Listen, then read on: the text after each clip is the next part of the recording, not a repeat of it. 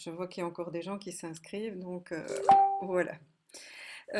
Bonjour, voilà, donc je suis très contente d'être là ce soir pour cette conférence sur dépasser nos peurs de réussir.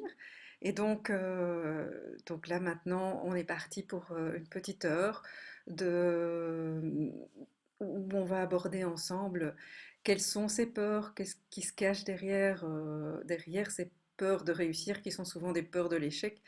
Et donc, avant de commencer, j'ai envie de vous demander qui est là. Donc, je vais regarder, je vois, il y a certains noms, mais c'est des prénoms, donc je pense que certains je les connais, d'autres je ne connais pas. Et donc, bienvenue à vous toutes et à vous tous.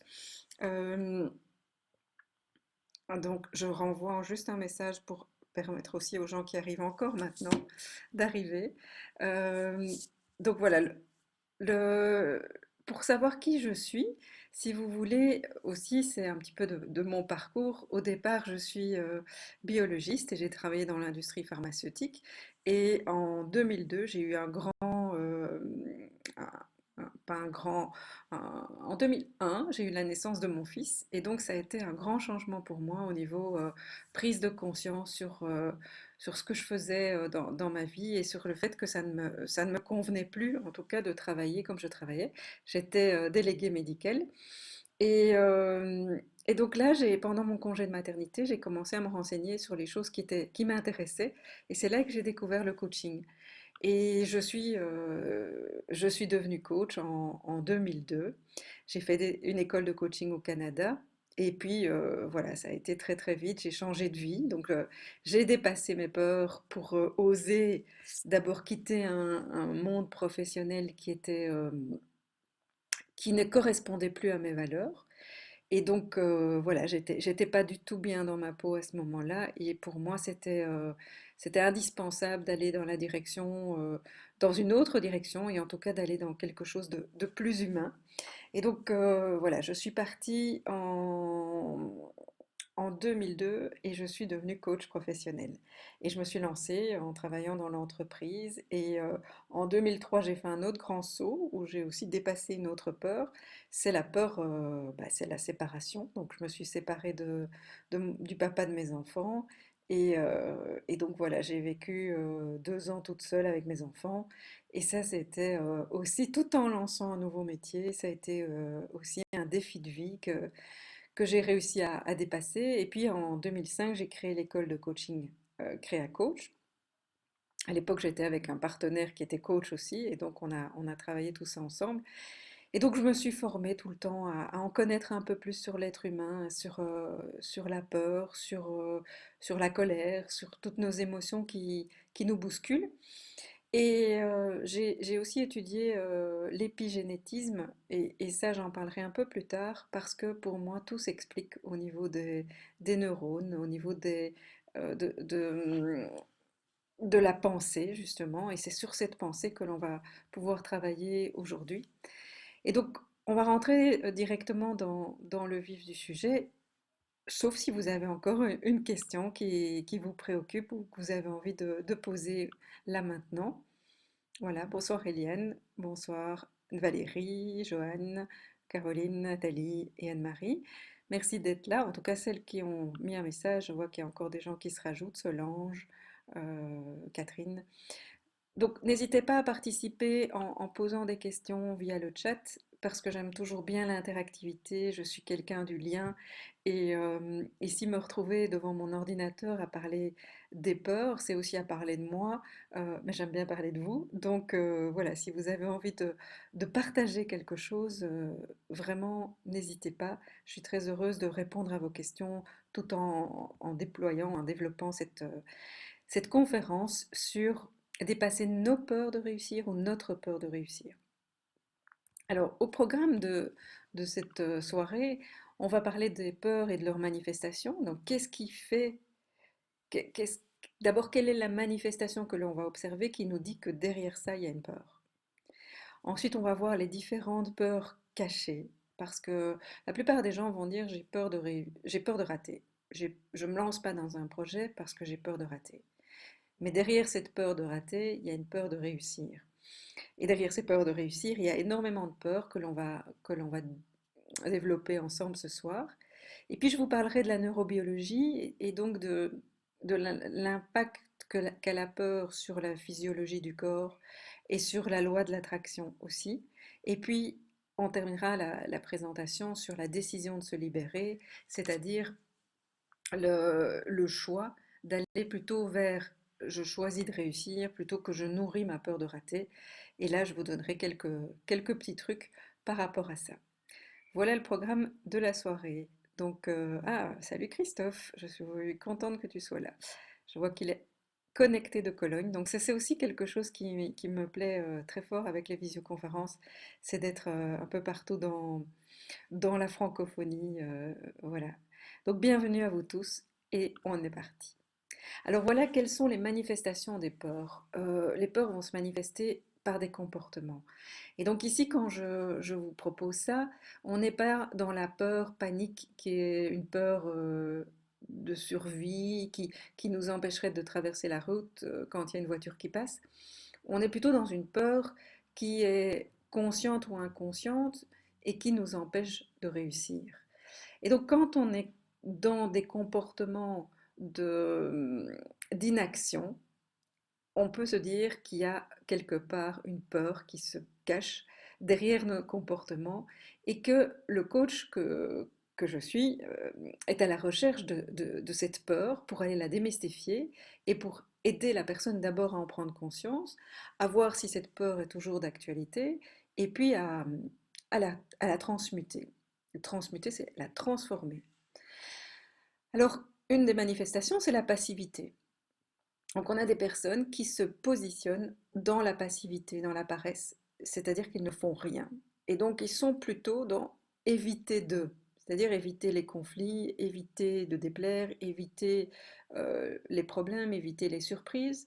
Et ces personnes-là sont en général souvent des suiveurs. Et en même temps, ils ont envie de bouger. Et en même temps, ils ont envie de prendre leur destinée en main. Et donc, quand ils viennent trouver un coach dans cet état d'énergie, ils sont extrêmement frustrés. Parce qu'ils viennent en disant, j'ai envie, mais je ne bouge pas. Je, je ne me mets pas en action. Et donc, le coach va alors aller à la recherche de qu'est-ce qui se trouve derrière cette passivité, quelle est la peur. Ensuite, un autre symptôme, on va dire, un comportement qui cache une peur, c'est la procrastination. Alors la procrastination, c'est remettre à plus tard quelque chose que l'on pourrait faire aujourd'hui. Et souvent, quand on est dans la procrastination, c'est que on se dit quelque part qu'il y a mieux à faire que faire ce que l'on devrait faire. Et donc, ça peut être parce qu'on ne trouve pas de sens à ce qu'on a à faire, mais ça peut être aussi parce qu'il y a une peur, soit une incompétence, il peut y avoir quelque chose qui nous empêche d'avancer. Il y a aussi la dévalorisation. Alors, la dévalorisation, ça, c'est quelque chose que l'on va rencontrer très très souvent. C'est le côté je ne suis pas à la hauteur, je ne suis pas capable. En fait, je préfère ne rien faire que de commencer quelque chose où je ne suis pas compétent. Donc, j'ai peur de ne pas être à la hauteur. Derrière une dévalorisation, il y a une peur de ne pas être à la hauteur. Je vais juste encore mettre un petit mot, juste pour les gens qui recherchent, mais si vous êtes là, c'est que vous avez trouvé, c'est que ce site ne fonctionne pas avec Safari, mais il fonctionne avec Firefox ou d'autres réseaux. Donc, voilà. Donc, la dévalorisation, c'est une façon de se dire, moi, je ne suis pas à la hauteur, moi, je me mets en position basse et je ne suis pas aussi bien que les autres. Et donc, à ce moment-là, ou que l'autre, on est dans la comparaison, mais on a une peur aussi. Donc, on va aller voir quelle est la peur. Les excuses, c'est pareil. On a plein de gens qui ont envie d'avancer, qui ont envie de bouger. Tout à l'heure, j'avais quelqu'un qui me dit, j'ai envie, mais j'ai ci, mais j'ai ça, mais j'ai ci, mais j'ai ça. Et donc, elle avait chaque fois des raisons pour ne pas avancer, des excuses qui sont bonnes, mais en même temps qui protègent la mise en action. Mais derrière les excuses, quand on a creusé, on a trouvé plein de peurs. Et donc ces peurs-là, il faut regarder si elles sont objectives ou pas.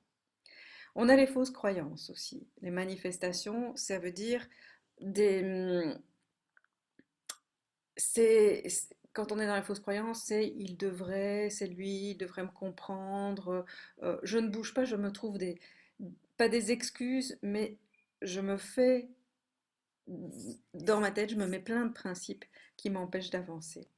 Et derrière ces principes, c'est une protection parce qu'on a trop peur d'avancer.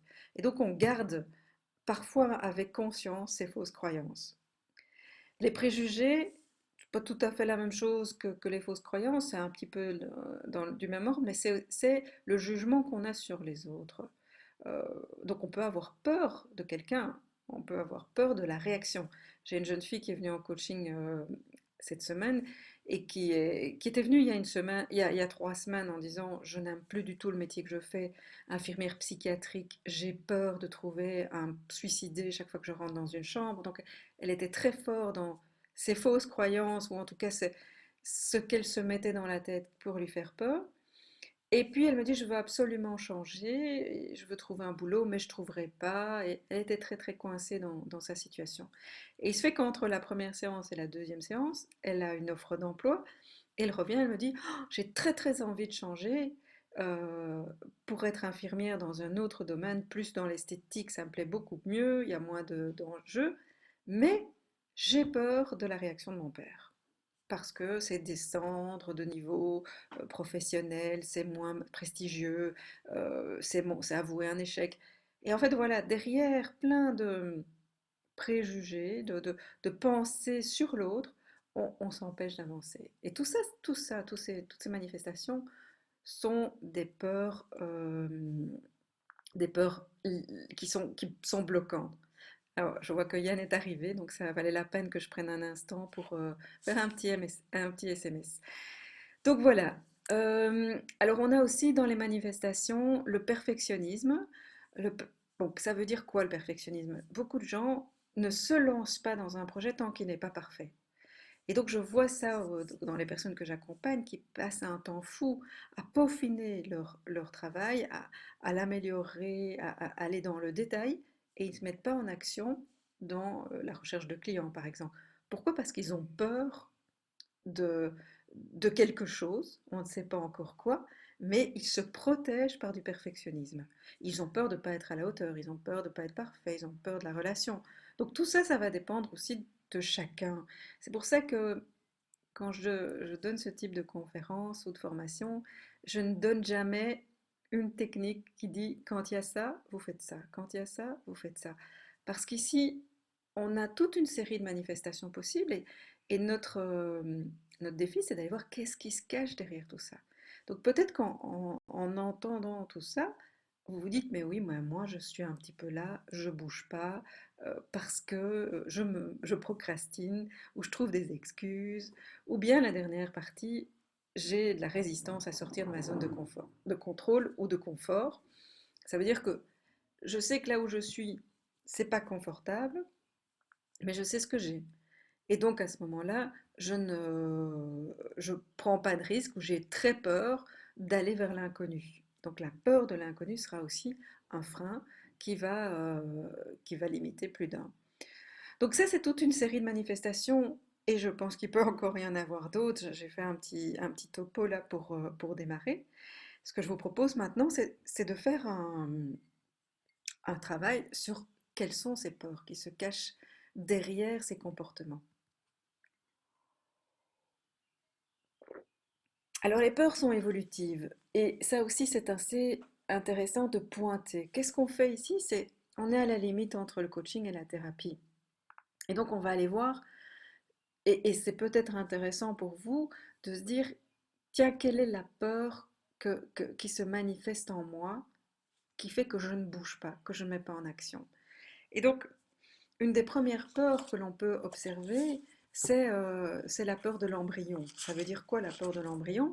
C'est en fait ce que l'embryon a pu ressentir dans le ventre de sa mère, c'est l'embryon qui devient fœtus et qui commence à avoir de la conscience, c'est le non-désir. Si l'enfant a senti un non-désir de la part de sa maman, et toute sa vie, il risque de ne se sentir pas à sa place.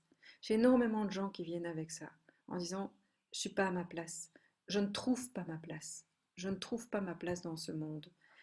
Et parfois, c'est juste un problème de non-amour à la naissance. Et donc, avec ces personnes, moi, je leur dis, mais peut-être que tu l'as perçu à ce moment-là, l'amour, et de façon inconsciente, ça s'est manifesté dans ton, dans ton être.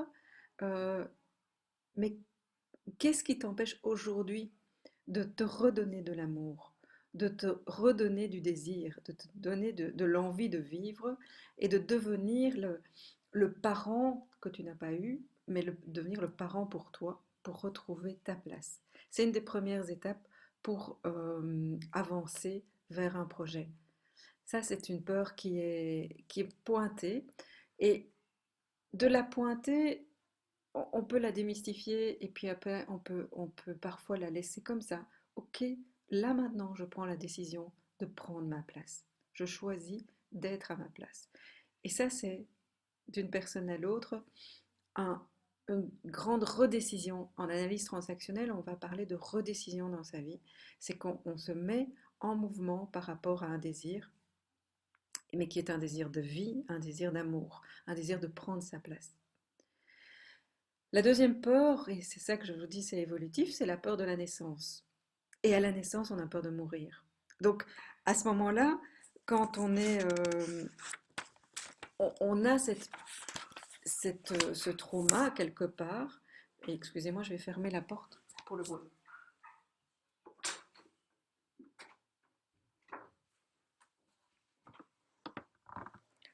Donc, voilà, merci. Donc, la peur de la naissance et cette peur de mourir en naissant, c'est une peur qui est ancrée comme un traumatisme et je l'ai vécu personnellement parce que j'ai fait un travail sur moi pour aller nettoyer ça. Quand je suis née avec le cordon ombilical autour du cou. Et donc, je suis née toute bleue parce qu'on tirait d'un côté et j'ai tout fait de l'autre côté. Et donc, quelque part, sortir, naître, pour moi, est quelque chose de douloureux. Et je dis souvent, il y a des accouchements douloureux dans mes expériences de vie. D'une part parce que le mien a été, ma naissance a été traumatique, et que en plus mes enfants ne sont pas nés non plus très facilement. Ils étaient bien à l'intérieur. Et donc, quand on a ce type de trauma, tout nouveau projet risque de mettre plus de temps. Parce qu'on se dit que quand le projet va arriver à la vie, je pourrais mourir. Et c'est inconscient, c'est pas quelque chose qui est marqué consciemment dans nos cellules. C'est à partir du moment où on prend conscience que c'est ça qui s'est passé à la naissance, on peut lâcher cette peur de mourir. Je sais bien qu'aujourd'hui, aujourd'hui par exemple, je suis arrivée à l'aboutissement d'un projet, c'est que mon deuxième livre a été édité, je viens de le recevoir, et j'ai dit, ça a été de nouveau un accouchement difficile. Le premier, le deuxième, mais j'ai plus peur de mourir. Je ne vais pas mourir en éditant un livre, en allant à bout d'un projet. J'ai dépassé, mais il reste encore peut-être une peur qui a fait que ça a pris toujours du temps et ça a été toujours difficile. Mais en même temps, ben, la preuve, je ne suis pas morte à la naissance. Donc ma conscience m'a montré que on peut dépasser cette peur-là. Mais elle peut être réactivée à certains moments. Et on peut utiliser des outils de psychologie énergétique pour nettoyer cette peur. Si vous la sentez se réactiver, ça vaut la peine d'aller chez certains psychothérapeutes qui sont outillés pour nettoyer les traumas. Ensuite, il y a la peur de la séparation. Alors la séparation, c'est le stade de l'oralité, c'est quand on tète le sein de maman et qu'après un moment, ben, on ne peut plus. Et du coup, on se sent, on est parqué dans une crèche avec un biberon et on est abandonné. Et en fait, la peur de réussir peut être aussi euh, la peur d'être séparé de ce que l'on connaît déjà. La peur que soit j'abandonne quelque chose, soit on va m'abandonner. Et là, j'ai travaillé avec une personne Pour vous donner un exemple de cette peur-là, c'était une jeune indienne qui a été adoptée et qui a été adoptée très très très tôt. En fait, sa maman, jeune indienne de 14 ans, enceinte, non prévue, est arrivée en Belgique pour accoucher. Et au moment de l'accouchement, la maman belge a pris tout de suite le bébé et la maman indienne, qui était une petite fille encore, est repartie vivre sa vie en Inde et personne n'a rien su. Et bien, cette femme, jeune femme que j'ai accompagnée, elle était en peur panique de faire une présentation en public. Et on a démystifié pour quelle était la raison qui l'amenait à paniquer à ce point de parler en public. Et en fait, elle en est venue de dire, mais quand j'étais dans le ventre de maman, on a voulu me, me liquider, on a voulu d'abord le faire avorter, et puis ensuite, à la naissance, j'ai été abandonnée. Et elle dit, pour moi, et on a mis des mots là-dessus, parler en public, c'est être visible, c'est sortir du cocon, du nid de la maman, et c'est risquer d'être abandonné à nouveau. Ou en tout cas, c'est risquer de ressentir la même émotion qui a été d'une violence à cette époque-là, et qui fait que, du coup, on est tétanisé aujourd'hui.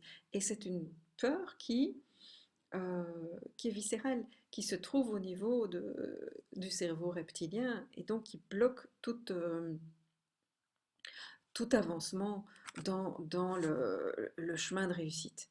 Mais rassurez-vous, on a bien pu démystifier cette peur-là, on a fait un travail, et là j'approche cette situation avec la psychologie énergétique, et, euh, et voilà, cette personne est arrivée en confiance à parler en public, même sans être préparée. Donc ça a été pour moi une belle histoire et un beau retour.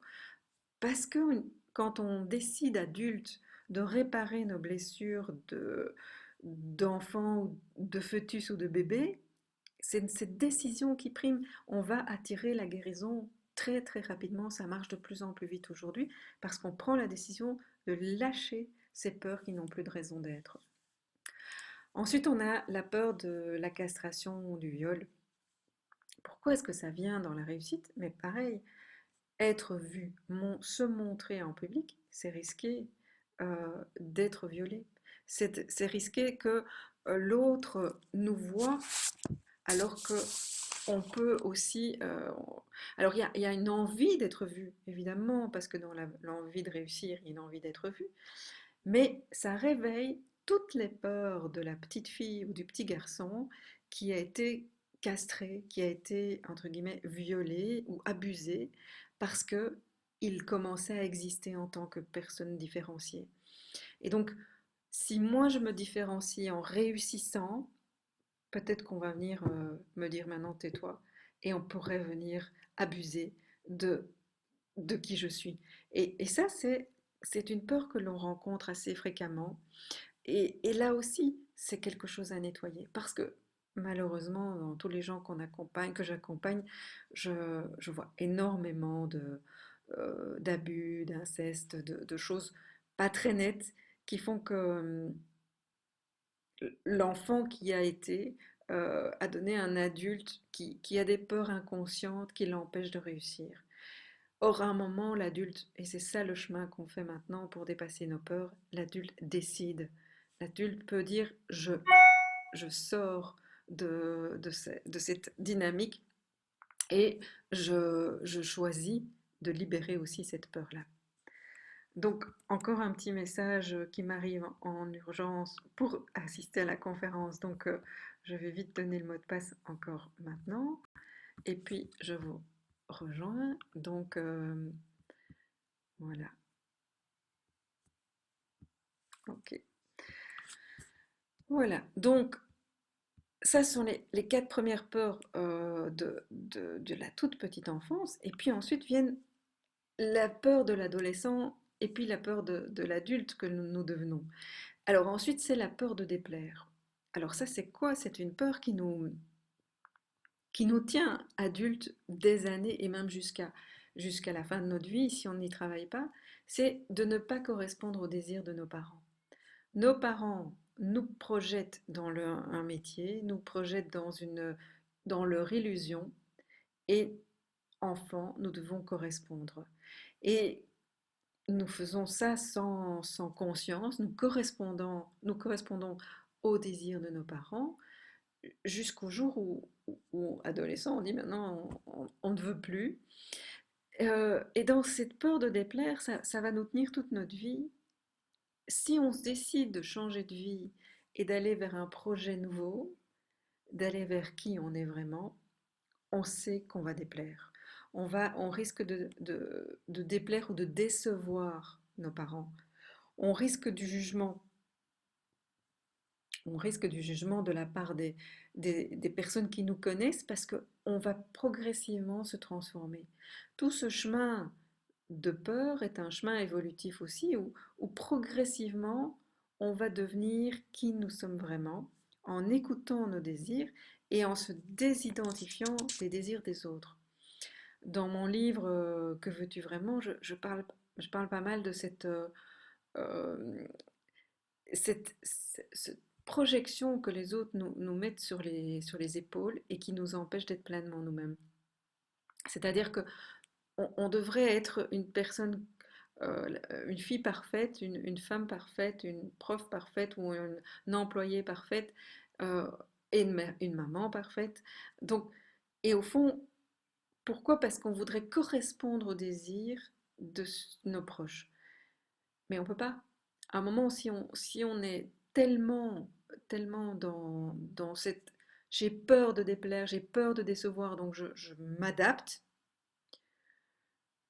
on se perd. Et cette perte de soi va nous rendre de plus en plus ternes et de plus en plus déconnectés de la vie. Et certains s'arrêtent là. Voilà. Ils rentrent dans une certaine conformité pour ne pas déplaire. Et au fond, ils sont malheureux. Alors, ils s'en rendent pas compte parfois, mais plus les gens font un travail de chemin de développement personnel, plus ils vont se rendre compte que euh, c'est plus eux. Et devenir adulte, c'est se désidentifier du désir de nos parents. C'est de se désidentifier du désir de nos partenaires, enfants, frères, sœurs, amis, et de retrouver son axe et sa place. Ça, c'est vraiment le défi quand on vit avec cette peur. Alors, une autre peur aussi, c'est la peur de ne pas être quelqu'un de bien. Alors ça, c'est un niveau au-dessus. On est dans, ok, si moi je me lance dans un projet qui est différent euh, de ce que fait la majorité des gens, eh bien, est-ce que je vais être encore aimée? Est-ce que je vais être... J'ai peur de sortir de la conformité. J'ai peur d'être considérée comme un traître ou comme un illuminé parfois. Et donc, nous allons rester avec des loyautés qui vont nous empêcher d'aller dans notre authenticité. La phrase pour qui tu te prends, je pense que beaucoup d'entre nous, on l'a reçue quand on était petite ou petit. On a reçu cette phrase chaque fois qu'on venait avec une idée un petit peu originale, pour qui tu te prends? Et ça nous a frustrés, ça nous a castrés aussi, et puis on ne bouge plus. Voilà. Être quelqu'un de bien, c'est rentrer dans une normose. Mais rentrer dans une normose, c'est-à-dire dans la norme, quand on est dans un monde qui ne va plus, qui n'est plus cohérent, la normose devient une maladie. Sortir justement de la conformité, c'est retrouver la vie en soi, c'est retrouver l'authenticité en soi pour se dire je peux me lancer comme personne, comme individu, je peux aller vraiment au bout de mes rêves parce que je sais ce que je vaux, je sais que je peux être à la hauteur de mes ambitions. Mais pour ça, ça demande beaucoup de travail, c'est l'estime de soi, c'est la confiance en soi. Et ça, on va travailler aussi en coaching individuel, on va vraiment apprendre à se refaire confiance, à se mettre en bienveillance pour soi, à se respecter. Là, on est vraiment dans la notion de valeur. Euh, Est-ce que je dois rester loyal par rapport au désir de mon père ou de ma mère sur moi. Ou, ou encore dans la loyauté, j'ai une dame que je suivais aussi qui, elle avait vécu les événements en Afrique quand il y a eu, à Kinshasa, il y a eu en 91 et en 2001, il y a eu des événements et cette personne est revenue et elle a tout de suite trouvé du travail chez un employeur qui l'a chouchouté, qui l'a mis en bienveillance, qui l'a mis vraiment, qui l'a sauvé quelque part par rapport à son trauma qu'elle venait de vivre parce qu'elle a perdu un membre de sa famille dans cet événement. Et après, elle allait de plus en plus mal. Après 8 ans dans cette fonction, elle vient me voir en coaching et elle n'allait pas bien, elle était en burn-out. Et cette personne ne pouvait pas imaginer quitter son patron parce que son patron l'avait sauvée dans une période extrêmement difficile de sa vie. Et elle était dans une loyauté qui l'empêchait de se respecter elle-même, de s'écouter et d'aller vers qui elle est vraiment, vers son plein potentiel. Et donc ça, rien que de le mettre à la conscience permet aussi aux personnes de dire maintenant je sors, maintenant ok, c'est bon, je peux me prendre, voler de mes propres ailes et vivre ma vie et pas vivre la vie qu'on me demande de vivre pour ne pas décevoir. Une autre personne aussi, et là c'est plutôt dans le peur de déplaire, ses parents l'ont fort chouchoutée et à 30 ans elle reçoit un appartement de ses parents pour s'installer et elle son seul rêve c'est de partir à l'étranger et de vivre à l'étranger. Et elle se sent loyale par rapport à ses parents qui lui offrent un appartement, mais en même temps elle se rend compte que cet appartement est une prison dorée. C'est le fait d'avoir ça qui la maintient. Et elle a peur de les décevoir, elle a peur qu'ils ne soient pas d'accord avec son choix de quitter la Belgique. Et donc, avec cette peur-là, elle bloquait. T'es totalement, je fais rien. Et ça fait un an, ça faisait un an qu'elle tournait en rond avec je peux pas partir, j'ai envie de partir. Et on a aussi démystifié ça pour qu'elle puisse se dire, là, je vais vivre ma vie à moi. Je vais être loyale avec mes parents en leur expliquant que je prends mes responsabilités, que je les remercie pour cet appartement, que je veux bien gérer la sous-location, que je prends ma place d'adulte dans ce monde-là, mais que je me mets plus en soumission de leurs critiques euh, sur tous mes projets et qui ne voulaient pas entendre parce que je, je- je n'allais pas dans le même sens que ce que eux voulaient pour moi. Et donc ça, c'est vraiment des expériences magnifiques de pouvoir se dire, rien que de mettre à la conscience ces peurs-là, on peut les dépasser. Alors il y a la peur de l'inflation aussi. La peur de l'inflation, c'est j'ai peur de devenir quelqu'un et j'ai peur de devenir quelqu'un de supérieur. L'autre, c'est je ne deviendrai peut-être pas quelqu'un de bien, c'est-à-dire qui correspond à la norme. La peur de l'inflation, c'est devenir supérieur peut-être aussi à mes parents. C'est-à-dire d'avoir un métier, une profession, une visibilité qui fait que je dépasse quelque part mes parents. Ça aussi, c'est quelque chose qui nous empêche d'avancer dans la vie. J'ai peur de devenir supérieur à mes parents, supérieur à mes amis. J'ai peur de me la péter aussi. Parfois, c'est ça. Bon, je ne sais pas si on dit ça en France, mais en Belgique, on dit ça. Peur de se la péter, c'est j'ai peur de devenir quelqu'un arrogant si je réussis. J'ai eu ça avec un jeune champion de tennis. Il avait 19 ans et ses parents lui payent un coach mental qu'il gagne parce qu'en fait il jouait extrêmement bien au tennis mais il n'arrivait plus à gagner des matchs et donc il avait peur de battre des champions. Or il avait un niveau où il battait les champions en entraînement mais il ne les battait pas en tournoi. Et donc, et quand j'étais chercher le qu'est-ce qui l'empêchait sur un terrain de tennis de marquer les points gagnants, c'est qu'il m'a dit oui, mais si je deviens comme machin numéro un, je vais devenir arrogant, je vais devenir infect. Et je ne veux pas devenir infect, moi je suis un gars bien, je suis quelqu'un de gentil. Et à 19 ans, j'ai pas pu l'accompagner parce qu'il n'avait pas la maturité pour dire je transforme mon mental pour accueillir que si je ne me lance pas, je vais, je vais rater. Donc là, il faut aussi une certaine maturité pour travailler nos peurs, avoir dépassé les premiers échecs de vie. Il faut d'abord des échecs. Il faut avoir, il faut montrer aussi peut-être que c'est en se plantant, c'est en ayant des peurs et en ayant des échecs que l'on arrive à dépasser tout ça, qu'on se rend compte qu'on est sorti de l'expérience plus fort. Donc, qu'est-ce que j'ai encore à dire au niveau de la peur de l'inflation? Oui, quand on a peur de l'inflation, c'est aussi quand on devient directeur d'une... moi, j'ai eu ça avec un directeur qui est devenu CIO d'une société. Et en fait, il avait peur de devenir supérieur aux gens qu'il connaissait. Et donc, ce qu'on appelle d'être un petit peu rejeté, ce qu'on appelle renoncer à l'amitié avec ses collègues, avec les gens avec qui il était de même niveau, pour devenir le supérieur. Et donc, ça le bloquait dans son évolution. Cette peur aussi, on peut l'avoir quand on fait un travail de développement personnel et qu'on s'éveille. Pour moi, cette peur de l'inflation, c'est la peur de l'arrogance. Dire oui là, mais est-ce que c'est mon ego qui va prendre le dessus à ce moment-là, quand j'arriverai à ce niveau-là?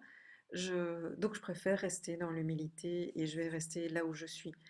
Et là aussi c'est frustrant parce que tout en nous vibre en disant je veux aller quelque part, je veux réussir. Et en même temps, cette peur d'être au-dessus de la mêlée. Parce que qui je suis moi, beaucoup de gens disent ça, qui je suis moi pour dire à l'autre ce qui est juste. Euh, eh bien, parfois vous êtes juste la bonne personne pour le dire. Parfois, c'est parce que vous avez cette conscience-là que vous pouvez vous permettre de dire certaines choses, mais c'est pas pour ça que vous êtes supérieur. Vous devenez peut-être un guide, un éveilleur, quelqu'un qui a une conscience éveillée, une conscience un peu plus ouverte. Et donc, quand on a cette conscience plus ouverte, on est confronté à cette peur de l'ego. Et cette peur de l'ego peut nous faire rester trop humble aussi. Donc voilà, c'est toujours une question de discernement entre qu'est-ce qui est juste, comment est-ce que je peux développer ma fierté d'avoir réussi quelque chose, d'avoir été jusqu'au bout de mon rêve, et en même temps rester moi-même, rester pleinement dans cette ouverture, dans cette simplicité euh, à l'autre, être juste aligné. Et puis on arrive sur la peur de partager la lumière, et là c'est peur de la solitude du patron, c'est la peur d'aller toucher une dimension du soi, une dimension de soi-même qui est plus spirituelle, qui est plus ésotérique, parce que là, on va être soi, on va toucher quelque chose qui est de l'ordre du subtil, on va se sentir pleinement à sa place dans un projet qui est tout à fait juste, on va rayonner et on va être dans l'abondance et dans l'amour, et à ce moment-là, on va être victime ou quelque part on va attirer les jalousies, on va attirer euh, l'injustice, on va voir aussi l'injustice et quand j'ai peur de pardonner l'injustice, c'est qu'il y a un moment dans l'évolution où, quand on fait un chemin de développement personnel et spirituel, on arrive à se dire, ok, tout est juste. Et tout est juste, si je dis ça quand il y a un attentat quelque part dans le monde et qui touche des enfants, qui touche n'importe quelle vie humaine, je pense que beaucoup de gens n'entendraient pas cette phrase avec bienveillance si je dis tout est juste. Et en même temps, quand on fait un chemin évolutif et que on entre dans une conscience qu'il y a de l'ombre et de la lumière, que tout est connecté, euh, en effet, on a peur d'être heureux, même quand il y a du malheur. Et on s'empêche On s'empêche d'aller vers cette plénitude générale, de cette plénitude, parce que il y en a d'autres qui souffrent. Il y en a d'autres qui sont violents les uns avec les autres. Il y a cette injustice impardonnable. Et on se dit que si on monte à ce niveau-là, comme les sages, comme les personnes éveillées, euh, c'est pas juste. On peut avoir ce sentiment-là. Et j'ai eu l'occasion d'accompagner des maîtres, enfin de suivre un maître spirituel qui m'a beaucoup, beaucoup inspiré. Ça n'empêche pas de se mettre en colère euh, par rapport à un attentat. Je l'ai déjà vu réagir violemment dans le moment où elle apprend, parce que c'est scandaleux, mais elle n'a pas peur. Elle est dans... Après, quelques minutes après, elle revient dans la joie parce que la personne qui est devant elle a besoin de cette joie-là. Et elle ne va pas rester dans la rancune par rapport à ce qui s'est passé au niveau de la violence. Elle va être pleinement dans l'instant présent. Et donc, quand on est à ce niveau-là de conscience, eh bien, c'est vivre l'instant présent, vivre le travail sur soi avec sagesse qui fait qu'on va devenir des êtres un petit peu isolés, des êtres qu'on ne va pas comprendre, parce que même s'il y a des choses gravissimes, on peut rester aligné dans la joie. On peut briller, on peut continuer un chemin où on va être au service des autres, partager notre lumière, notre amour. Et ça, c'est quelque chose qui peut faire peur, parce que on n'est pas fait, on n'est pas prêt à ça. Et donc, et on s'en empêche. Et donc, le chemin d'évolution permettrait de se dire, je continue, je continue à avancer et je vais jusqu'à mon authenticité, jusqu'à qui je suis vraiment. Voilà. Est-ce que vous avez des questions sur ces peurs ou une envie de partager?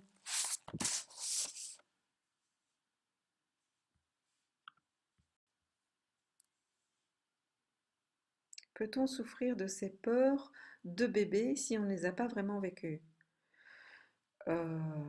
Si on ne les a pas vécues, on ne sait pas si on ne les a pas vécues en fait.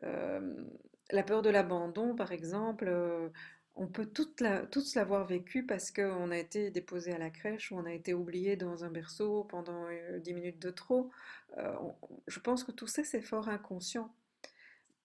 Donc c'est inconscient, mais c'est réveillé aujourd'hui. Ce qu'il faut voir, c'est est-ce que ça se réveille régulièrement dans le même type de situation. Et donc, si chaque fois on est réveillé vibratoirement, émotionnellement par le même type de situation, c'est qu'il y a eu sans doute un traumatisme dans l'enfance ou dans même le prénatal.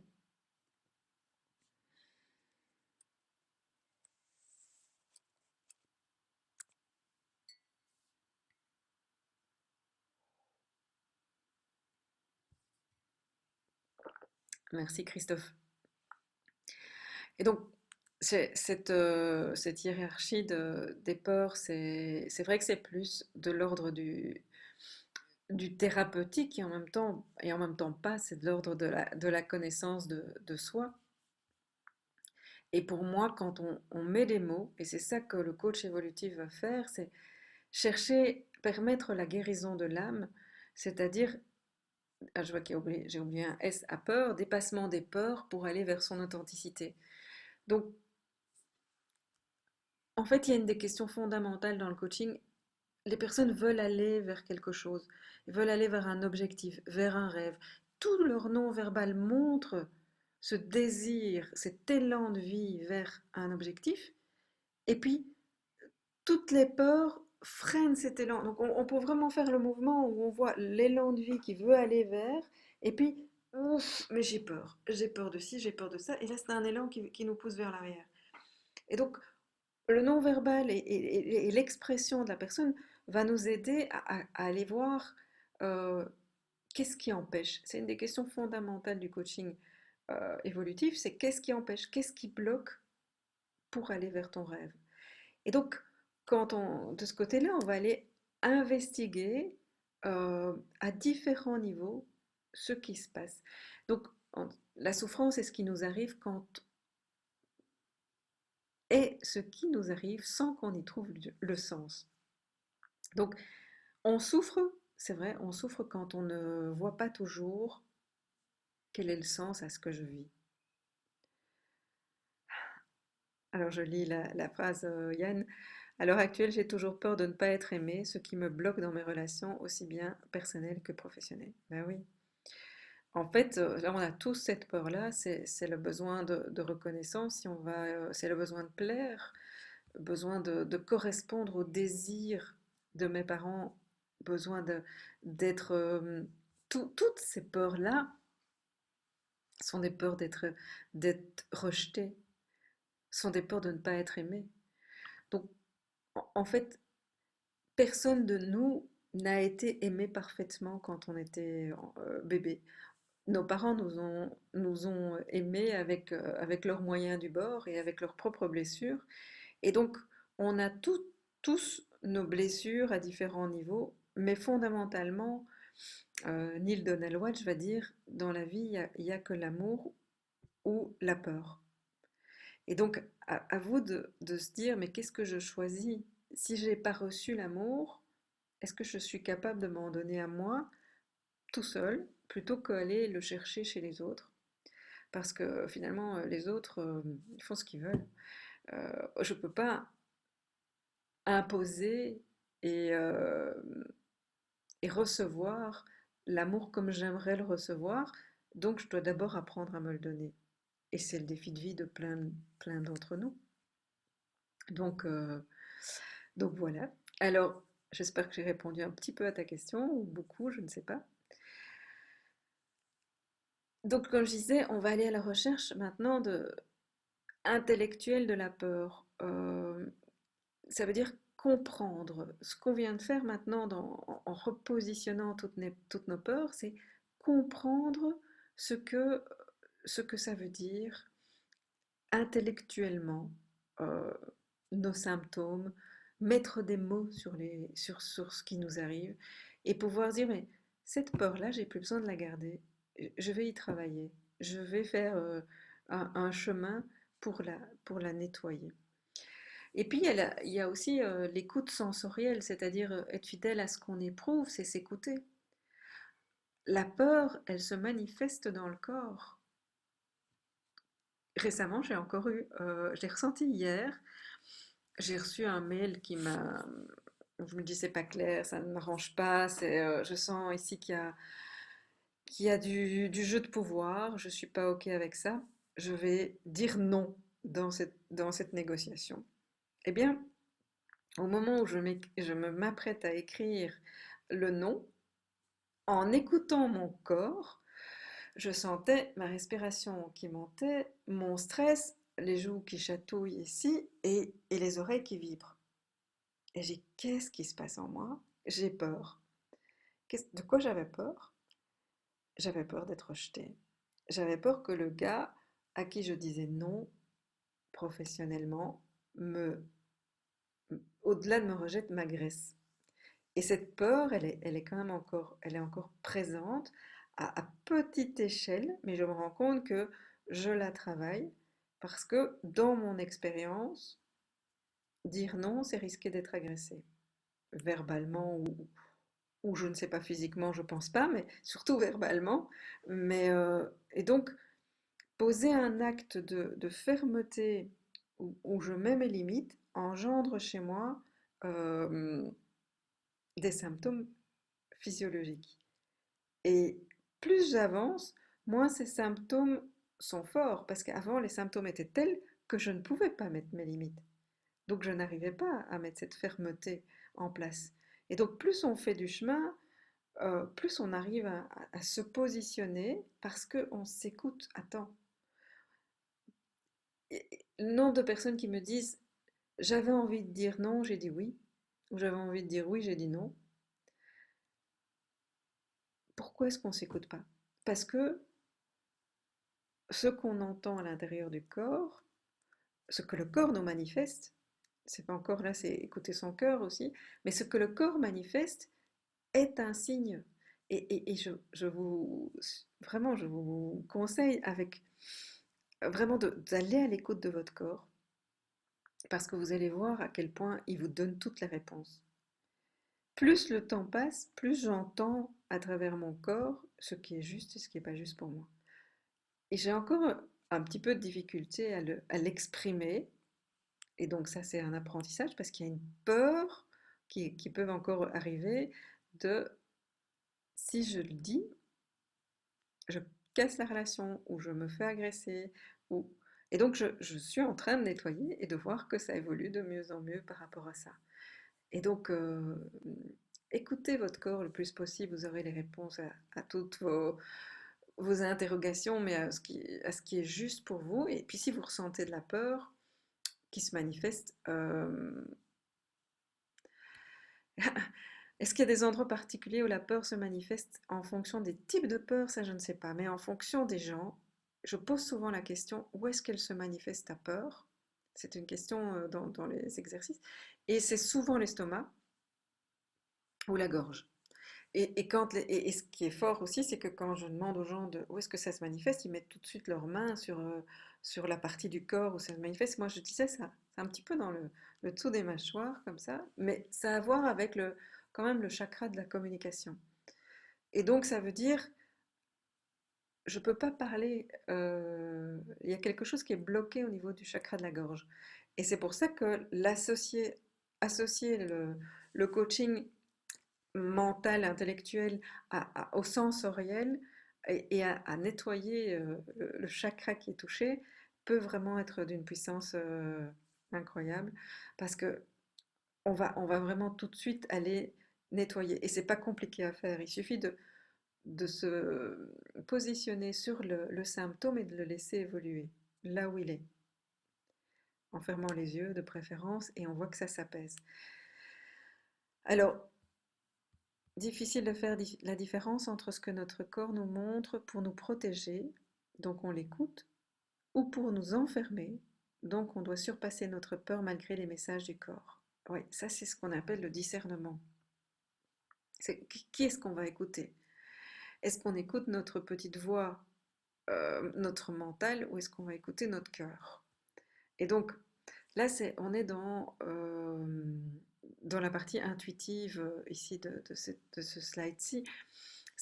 Je suis à la fois à l'écoute de mon corps sensoriel, je suis à l'écoute intuitive de mon cœur. Je ressens ou j'entends ce que mon cœur veut vraiment.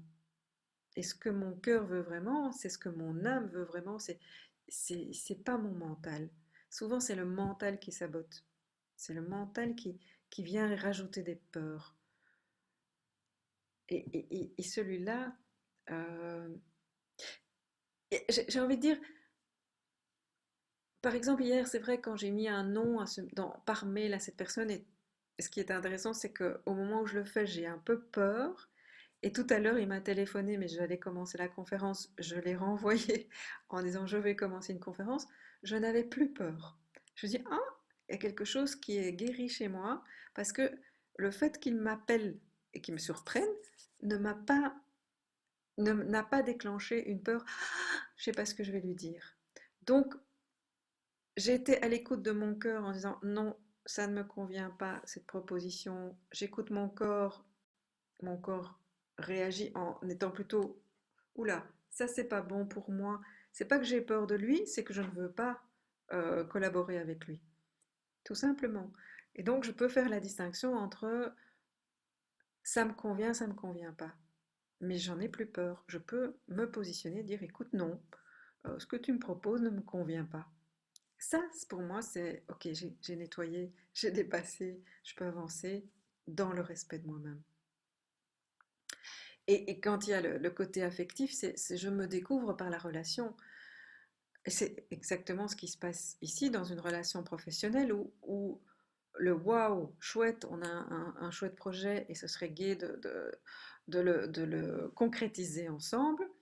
Et puis, on se rend compte que devant la relation, on ne se comprend pas, ça marche pas, il y a une prise de pouvoir, il y a un besoin excessif d'un côté, il y a une incompréhension.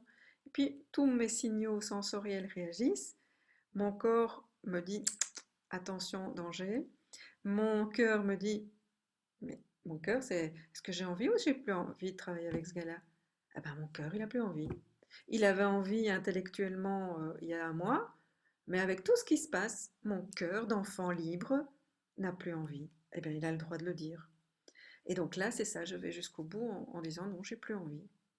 Et spirituellement, ça, j'adore aussi, c'est je vais aller à l'écoute de quels sont les signes qui me montrent que c'est juste ou que c'est pas juste. La démangeaison des ailes, comme je dis, waouh, je me sens accompagnée, je me sens guidée. Je tire une carte, elle me donne la réponse à ma question.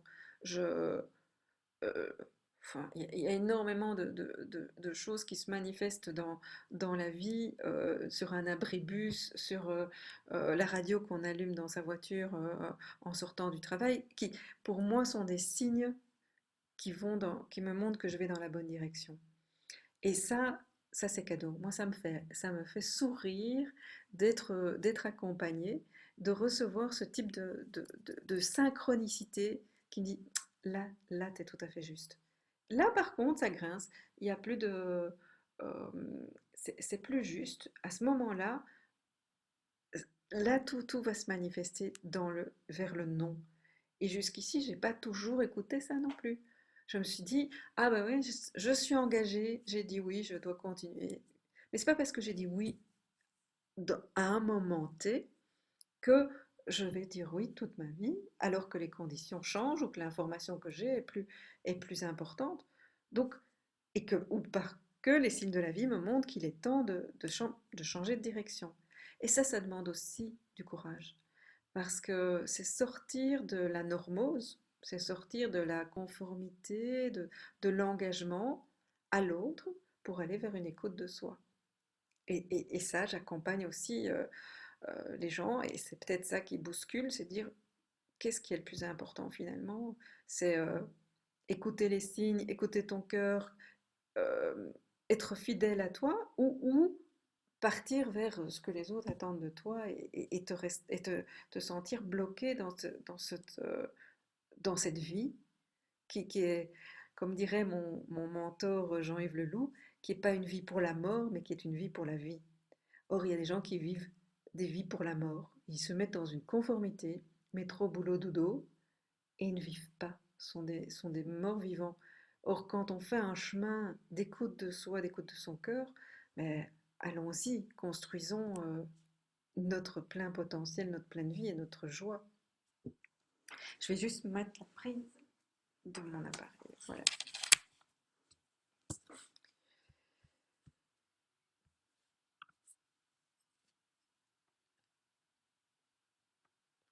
Alors, je vais expliquer un autre petit message qui peut enfin, expliquer aussi ce qui se passe au niveau de nos cellules.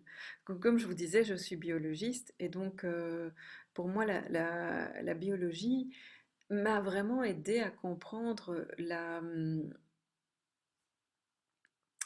l'explication entre ce que je viens de dire au niveau des peurs, au niveau du développement personnel et spirituel. Tout ça, c'est des concepts. Tout le monde sait bien que une peur, c'est un concept. Et puis maintenant, on peut vraiment l'exprimer que une peur, c'est aussi biochimique, c'est aussi cellulaire, et tout ça se manifeste, et du coup, on peut y travailler, on peut développer en conscience un changement de vie, un changement de, de comportement, de croyance, parce on va travailler sur l'épigénétisme. Alors l'épigénétisme, c'est quoi? C'est une science qui étudie le fonctionnement, enfin l'influence de l'environnement sur notre histoire personnelle. Ce qui veut dire que notre cellule est entourée de récepteurs et que c'est ce qui se passe sur les récepteurs de la cellule qui va déterminer le génome et qui va faire en sorte qu'il y ait un changement physiologique. Et d'ailleurs, maintenant, les études montrent beaucoup que des traumatismes qui ont été vécus, par exemple dans la guerre qui a été vécue par nos grands-parents, voilà, eh bien, c'est inscrit dans leurs gènes qui sont passés de génération en génération et c'est inscrit dans nos gènes aussi. Et donc, on pourrait vivre des peurs qui ne nous appartiennent pas, mais qui sont transmises de génération en génération parce que ça modifie notre génome. Alors, ce qui veut dire aussi que nous pouvons modifier notre génome en conscience aussi. Donc, ça veut dire aussi que quand on a une pensée va se promener de neurone en neurone pour aller donner un effet physiologique. Donc, ça veut dire qu'il va y avoir entre d'une pensée à l'autre, d'un neurone à l'autre, un chemin neuronal qui va engendrer une production d'hormones. Donc par exemple, quand on a peur, on a une pensée de peur, donc j'ai peur qu'il m'agresse, cette pensée va arriver quelque part dans, donc dans le cerveau, jusque dans l'amygdale qui se trouve à l'arrière du cerveau, et cette amygdale va produire des hormones. Dans le cas de la peur, c'est du cortisol principalement. Donc les gens qui sont stressés, qui sont très forts dans la peur, vont être bourrés de cortisol. Et donc ça veut dire qu'à la surface de leurs cellules, partout dans le corps, il y a des récepteurs à cortisol. Et donc tout le corps va exprimer des symptômes de peur, de stress, c'est-à-dire une crispation, une respiration courte, de la transpiration, euh, des rougeurs, voilà. Toutes sortes de symptômes qui peuvent aller jusqu'à l'estomac, puisqu'on parlait la peur se met dans le stress au niveau de l'estomac. Et donc tout ça c'est physiologique. Et donc on sait que ça se manifeste dans le corps de façon physiologique dans un sens, ce qui veut dire que ça peut aussi se manifester dans l'autre sens. Ce que je veux dire, c'est que, comme je vous ai dit dans la première partie, la peur va provoquer la libération du cortisol, mais on a vu aussi que quand on a de plus en plus d'études scientifiques le montrent, que l'ocytocine, qui est l'hormone du bonheur, de l'altruisme, de l'empathie et du désir ou de l'amour, je réfléchis parce qu'il y en a encore une autre qui est de l'amour, je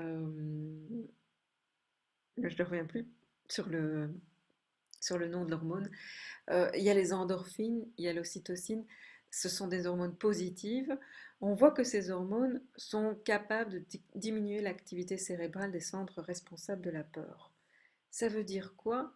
Ça veut dire qu'on peut décider de se reprogrammer mentalement avec du positif, avec de l'empathie, avec des phrases créatrices positives qui vont reprogrammer le mental pour aller produire des sentiments plus positifs et diminuer l'impact de la peur dans le corps. Je vous propose de faire un petit exercice là maintenant qui va vous permettre de ressentir ça. Je vous propose d'abord d'être dans la bienveillance avec vous-même, de ne pas avoir de préjugés et de vous laisser aller quelques minutes à d'abord penser, en fermant les yeux, à un événement qui vous stresse, qui vous fait peur. Aujourd'hui, qu'est-ce qui vous fait peur? Si vous avez pensé à un événement, sentez cet événement et sentez où cette peur se manifeste dans votre corps.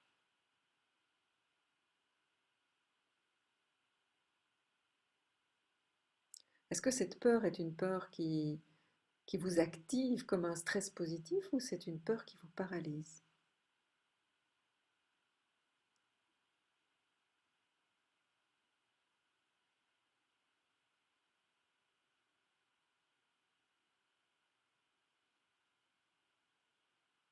Ok.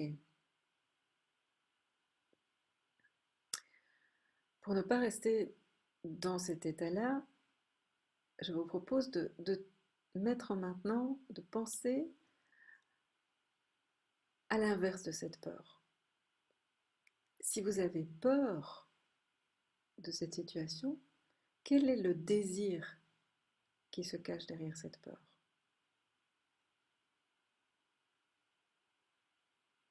Quel est le désir? Qu'est-ce que vous voudriez vraiment à la place de la peur? Peut-être que vous avez peur d'être malade et que le désir, c'est la peur, c'est le désir d'être en pleine santé. Peut-être que vous avez peur de quelqu'un, de ne pas être aimé, et le désir, c'est d'être aimé. Peut-être que vous avez aussi peur d'être trop aimé, d'être étouffé, d'être abusé. Et derrière le désir, c'est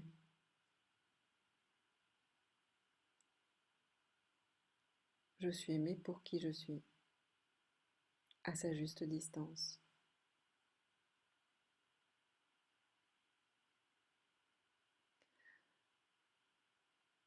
Choisissez votre désir et répétez-le mentalement dans votre tête et ressentez où ça se met dans le corps quand vous nourrissez ce désir. Ressentez la joie qui se manifeste.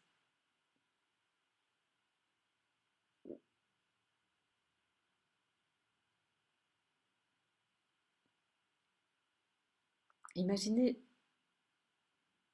comme si c'était déjà là, que votre désir devient réalité.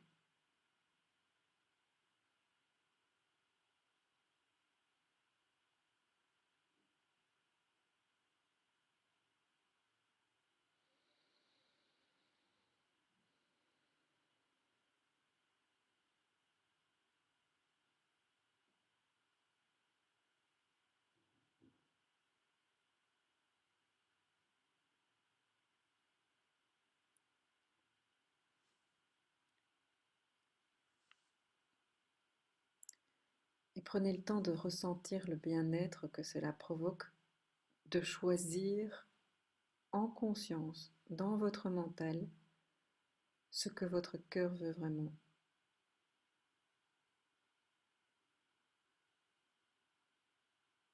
Sentir la manifestation de ce possible.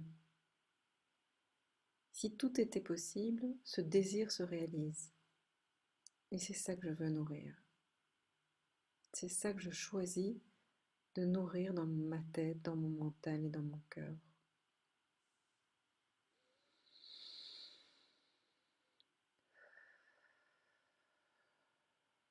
Prenez une ou deux bonnes inspirations et ancrez cet état d'être.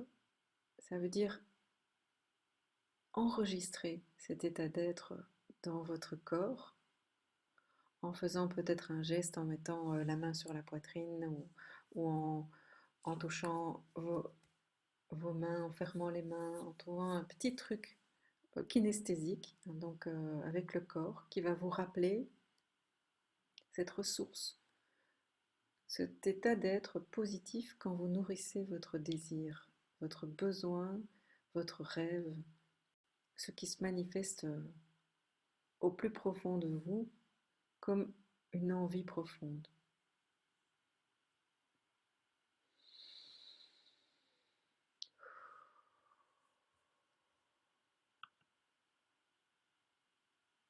Et puis vous revenez à ici et maintenant, vous ouvrez les yeux et vous vous revenir dans la conférence.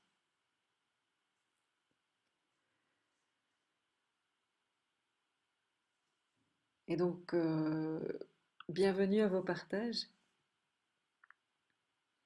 Si vous avez envie de partager l'effet, qu'est-ce que ça a fait sur votre corps de vous connecter à la peur et qu'est-ce que ça vous a fait de vous connecter au désir.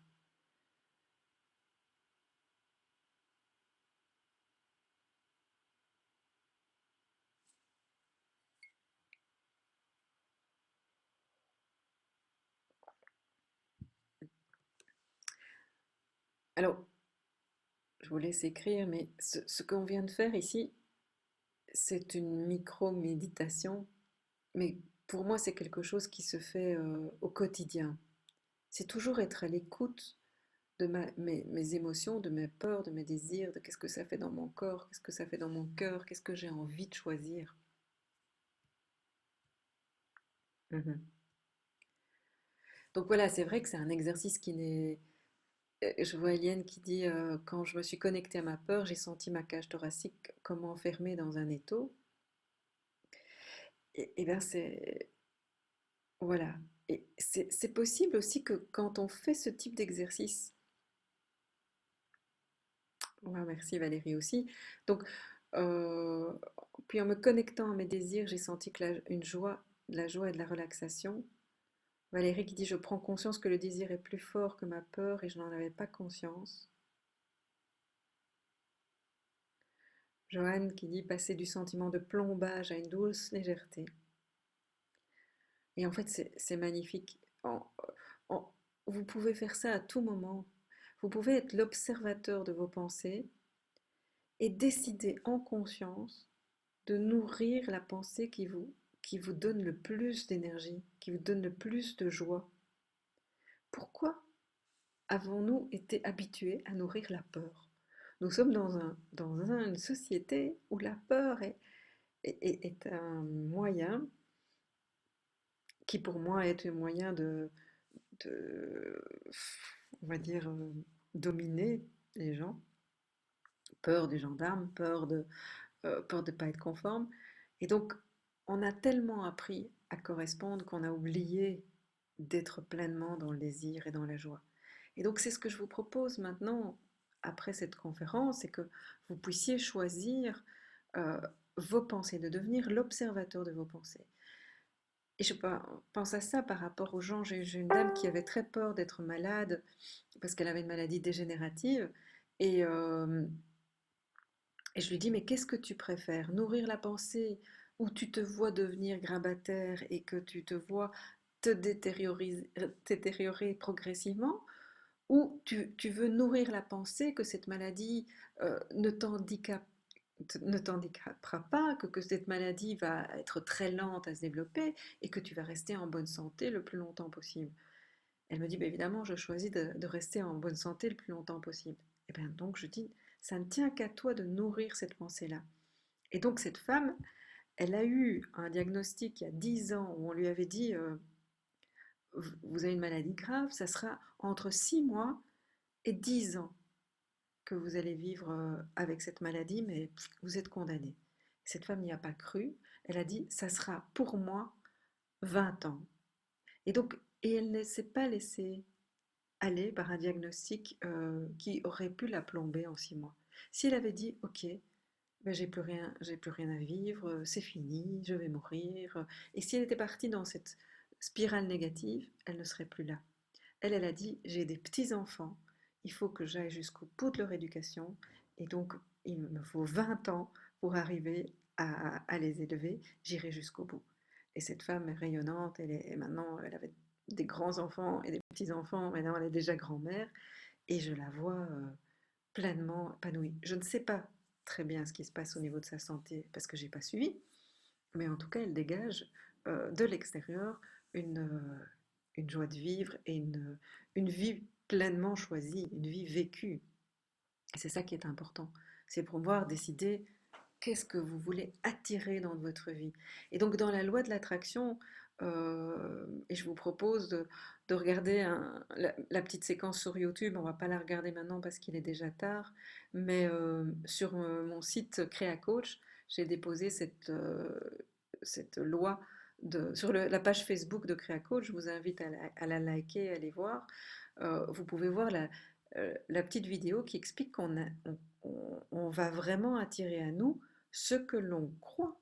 Et plus on va mettre notre énergie dans cette dynamique-là, plus on va l'attirer. Alors, quand je vois la petite image comme ça, c'est bien sûr que ça pourrait être assez intéressant aussi de se dire, on ne va pas nécessairement attirer, quand je vois ici une personne en particulier, si c'est une histoire de cœur, j'ai envie d'être accompagnée, d'être dans une relation amoureuse, euh, pas nécessairement avec cette personne-là en particulier, mais se dire avec la personne qui me correspond, qui va correspondre à mes valeurs.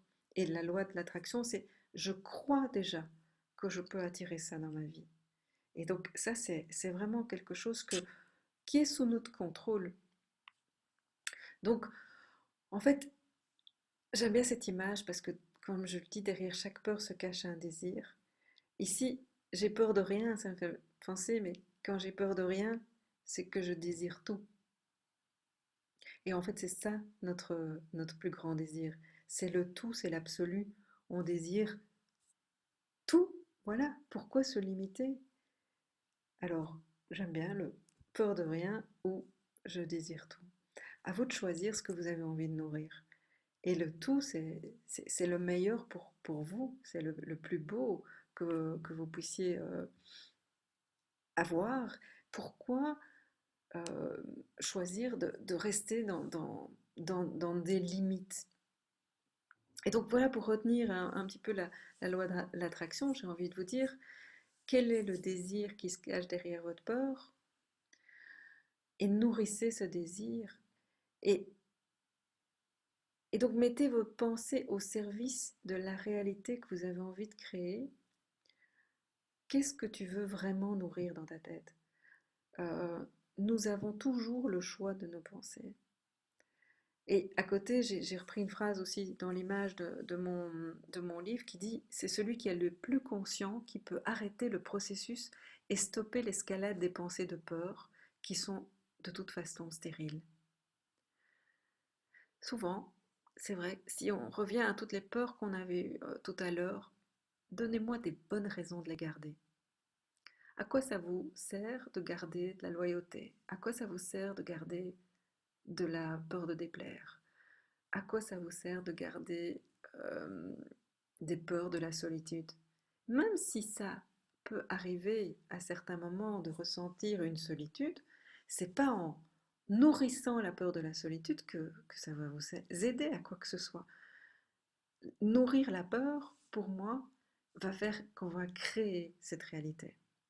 Et donc, plus on a conscience qu'on construit, qu'on crée notre réalité, plus il est vraiment important de devenir des artisans de nos pensées et de nourrir nos rêves, de choisir nos pensées vers ce qui est juste pour nous et pas de l'à peu près, ce que l'on n'aimerait pas, ce qui nous dérange. Donc, ça demande de la force, en effet, ça demande du courage, de la volonté, mais c'est tout à fait possible, tout à fait accessible. Voilà, on arrive au bout de cette conférence. La conclusion, c'est que, voilà, c'est ce que j'ai envie de dire ici, c'est pour révéler l'être, la lumière qui vibre en nous, arrêtons-nous. Prenons le temps de nous arrêter pour écouter avec bienveillance qui nous sommes vraiment, notre cœur, notre corps, notre mental, qui sommes-nous? Et puis laissons-nous guider par les signes de la vie qui nous guident à dépasser nos peurs et à oser être pleinement soi. Nous sommes tous des êtres de lumière, c'est-à-dire que nous sommes tous capables de rayonner. Dès qu'on est en accord avec nos valeurs, dès on sait ce qu'on veut vraiment, ça se diffuse, ça se rayonne et on fait du bien aux autres. Donc, j'ai envie de dire, allumons cette étincelle dans nos yeux en réalisant nos désirs et justement en pouvant rayonner de notre plein bonheur. Et c'est vraiment ça ma mission de vie aujourd'hui. Je me rends compte à quel point je peux transmettre cette joie de vivre parce que je me rends compte à quel point euh, c'est magique. On peut vraiment créer sa réalité euh, et en même temps, on ne s'en rend pas compte à quel point on peut le faire. Et donc, parfois, c'est se dire, tiens, qu'est-ce que j'avais pensé avant qui a fait que j'ai créé ça? Ça, c'est aussi intéressant à se dire. Parfois, j'ai quelque chose qui ne me convient pas, et puis je me dis, mais qu'est-ce que je m'étais dit avant qui fait que c'est quand même arrivé? Et ça, alors, ça permet de savoir quelles sont les pensées conscientes et inconscientes, ce qui se passe dans notre mental, et se dire, mais non, maintenant, je vais nourrir la pensée de ce que je veux vraiment et je le vois se manifester. Et c'est un peu ce qui se passe dans plein de domaines, euh, dans plein d'expériences de vie. Je suis régulièrement confrontée, et ça c'est la vie qui nous fait nous mettre en relation avec des gens qui viennent nous confronter à justement nos certitudes, notre authenticité. Et plus on s'écoute soi, plus on est en accord avec soi-même, plus on va arriver à accueillir tout ce qui arrive comme des expériences de vie et à justement dépasser ça très rapidement pour encore plus vite rayonner et être des étincelles pour les autres. Voilà, alors, bonne nouvelle pour moi et pour vous. Je viens de recevoir mon petit cahier et donc il est là. Il est arrivé, moi je vous montre à la caméra parce qu'il est arrivé ce matin. Mon petit cahier de poche, j'écoute ce que mon cœur veut vraiment, est arrivé dans ma boîte aux lettres professionnelle et il sera en magasin à partir du mois de juin dans toutes les librairies. Je viens d'avoir le diffuseur, il m'a dit partout en France comme en Belgique et en Suisse. Et donc, je suis très fière. C'est un petit cahier d'exercices pratiques avec la plupart des enseignements que je donne sur J'écoute mon cœur. Il coûte 2 fois rien, 5,70 € et donc, voilà, vous pourrez bientôt le trouver et je suis très heureuse. Ça, c'est un grand plaisir de partager une réussite. Donc, voilà, alors, merci de me donner vos retours. Je voudrais juste encore voir vos feedbacks sur ce chat. Avec quoi vous repartez de cette conférence avant que je donne le dernier message sur Créa Coach et ce que je fais encore. Yann, je vois, j'ai dépassé une grande peur en changeant totalement de profession grâce à toi, car je ne voulais pas m'écouter. Merci et ben, je te souhaite beaucoup de succès et continuer à écouter ton cœur, même si cette profession, qu'elle te convienne ou pas, mais que tu ailles jusqu'au bout de tes rêves. Merci. Est-ce qu'il y en a d'autres avec quoi vous repartez de cette conférence? Qu'est-ce que vous avez envie de partager? Donc, merci Caroline aussi. Je prends toujours un réel plaisir à faire ces conférences. C'est toujours un petit peu stressant parce que c'est chaque fois un sujet que je retravaille et c'est souvent en lien avec ce que je vis dans ma vie. Et comme quoi je me sens vraiment accompagnée. Et donc Anne-Marie, j'ai compris pourquoi j'avais tant de peine à avancer dans la vie. Waouh, merci. Eliane, merci pour cette belle conférence qui me donne la légèreté du sentiment, de la réalisation de mes désirs plutôt que les restrictions de mes peurs. Waouh. Gratitude. Je suis vraiment dans la gratitude pour ces beaux messages. Je suis vraiment... Voilà, mais il y a quelque chose qui se passe au niveau énergétique au- qui fait que voilà, je me sens pleine joie, justement, et de voir cette réalité qui se manifeste de plus en plus rapidement. Christophe, on a encore un peu de travail, mais quelle belle amorce. Ouais, super, merci. Nathalie, je repars avec des outils pour aider mes coachs et super. Joanne, c'était super riche en informations et très nourrissant et une belle synchronicité pour moi par rapport à mon chemin personnel. Merci. Ben voilà que vous dire, je suis ravie que ça vous ait convenu, que ça vous plaise. J'ai encore envie de vous dire, moi j'ai envie de vous inviter aussi, si voulez en savoir plus, à venir découvrir le coaching évolutif. Je vais développer le coaching sur Namur. Voilà, Valérie, tant de réponses et de mise en lumière. Tu as été mon étincelle de la journée, plein d'outils en plus, merci. Super Valérie, merci. Donc, je donne la formation du coaching, découverte du coaching évolutif, qui est vraiment une découverte de soi en 2 jours, avec des outils très concrets pour se connaître et se fixer ses objectifs, se fixer son cadre, savoir ce qui est sous contrôle, pas contrôle, sur quoi on peut agir. Et donc, j'aurai une formation en septembre à Waterloo, une aussi en septembre à Namur. Et donc voilà, et je fais une petite promo pour les gens de Porte Arc-en-Ciel. Donc si vous avez envie de participer à ces ateliers, ben voilà, je vous offre 50% pas 50%, 50 € sur la formation si vous inscrivez avant le 15 juin. Voilà, ça c'est mon petit cadeau. Sinon, j'organise des voyages avec les dauphins, il y en aura au mois de novembre, et il y a plein de choses que vous pouvez retrouver sur Facebook ou sur le site de Créa Coach. Voilà, merci, merci. Merci Valérie, 2 jours qui ont changé ta vie. Donc voilà, merci beaucoup pour votre participation. Je reste là encore si vous avez encore envie de partager deux, trois petits messages. Je redonne la parole à Françoise.